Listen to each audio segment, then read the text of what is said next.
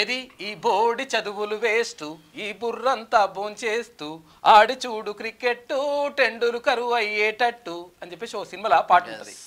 అట్లనే ఇప్పుడు రిషబ్ పంత్కి నిన్న ఐపీఎల్ వేలం జరిగింది. రిషబ్ పంత్కి 27 కోట్ల రూపాయలు ఒక ఆట ఆడినందుకు 27 కోట్ల రూపాయలు ఇస్తున్నారంట. అవి అట్లా రిషబ్ పంత్ ఆ తర్వాత ఎవరు ఇంకోరు శ్రేయస్ అయ్యార్కు 26 కోట్ల 75 లక్షల రూపాయలు. ఇట్లా మొత్తం మీద మన హైదరాబాదీ సిరాజ్ కదా మొహమ్మద్ సిరాజ్ 12 కోట్ల గుజరాత్ కి దక్కించుకున్నది. గుజరాత్ మొత్తం మీద కోట్లే మొత్తం నిన్న వేలమంతా జరిగిపోయింది. ఇక ఐపీఎల్ అంటే మొత్తం యువతంతా కూడా దాని మీదనే దృష్టి. ఇక ఎట్లా కొడతారు, ఏం చేస్తారు, ఏం కథ, 11 మంది ఆడతారు ఇట్లా అని చెప్పేసి బాగానే ఉంటుంది. కానీ కాకపోతే ఏంటంటే ఆటని ఆటలాగా చూడాలి, సరిపోతుంది. దానికే మొత్తం అద్దుకొని పోయి దాని మీద బెట్టింగ్లు పెట్టి కథ చేసి మొత్తం జీవితాలు ఆగం చేసుకుంటే ఓడిపోతే ఇండియా ఓడిపోయినట్టు, అది గెలిస్తే ఇండియా గెలిచినట్టు ఆ 11 మందిని ఒకవేళ 4 రూపాయలు పెట్టి ఉంటుంది. దాంతో కుదవలేదు. కానీ మన దేశం కోసం అయితే ఎప్పుడైనా కానీ స్పోర్టివ్ స్పిరిట్ ఉండాలని చెప్పేసి అంటారు. అంటే ఆటని ఆటలాగా చూడాలి. తర్వాత ఓడిపోవడం గెలిపోవడం జీవితంలో సహజం అనేటువంటి విషయాన్ని మనం గుర్తిస్తే బాగుంటుంది. మొత్తం మీద ఐపీఎల్ వేలం మాత్రం భారీగా సాగింది. మొత్తం కూడా పైసలుగా కోట్ల వరద మాత్రం ఉపంగినటువంటి పరిస్థితి కనిపించింది. ఒకసారి వార్తల్లోకి వెళ్దాం. ఒకసారి ఈనాడు దినపత్రిక చూద్దాం. రిషాంత్ పంత్ వెలుగు రిషాంత్ పంత్ 27 కోట్లు.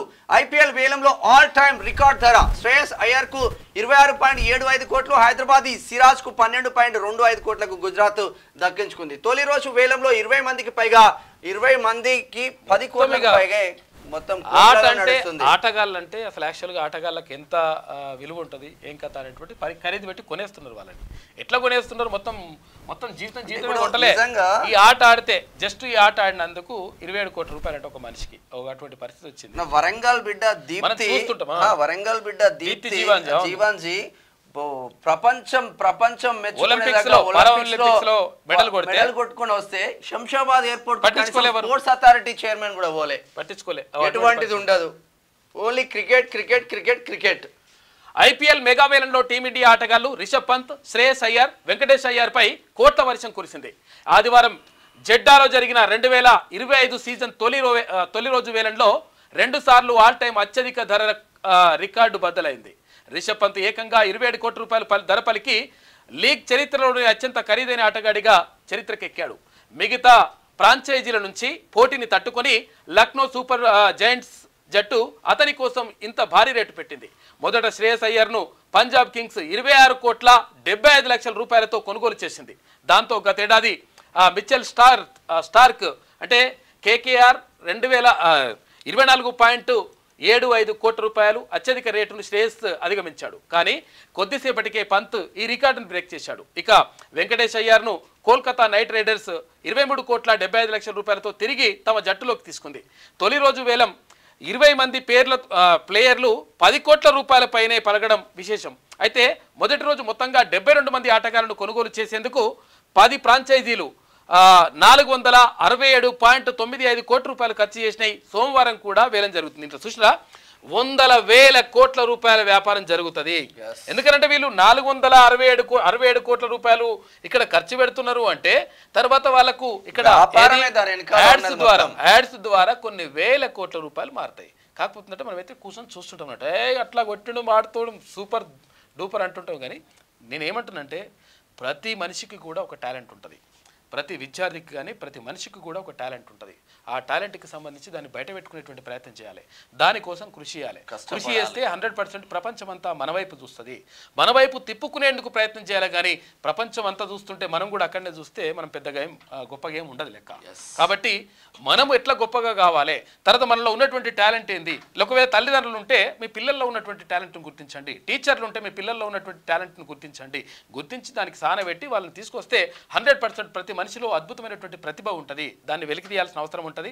కాబట్టి అది చేయాలి తప్ప ఇక ఆయన చూసేసి నేను జబ్బలు దరుచుకొని అంగి చింపుకొని ఇట్లా చేసి ఇదంతా కాదు లెక్క.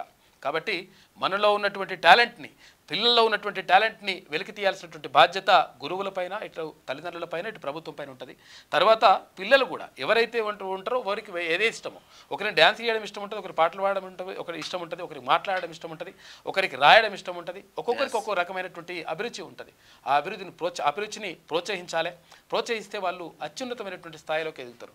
అందుకే ఇప్పుడు ఒకసారి అంటే ఈనాడు జర్నలిజం స్కూల్కి సంబంధించి అక్కడ ఇంటర్వ్యూకి వెళ్ళినప్పుడు ఆయన వాళ్ళు అడిగినారు, అంటే ఎటువంటి వార్తలు రావాలని చెప్పేసి పేపర్లో రావాలి అని చెప్పేసి అడిగినారు ఒక ప్రశ్న.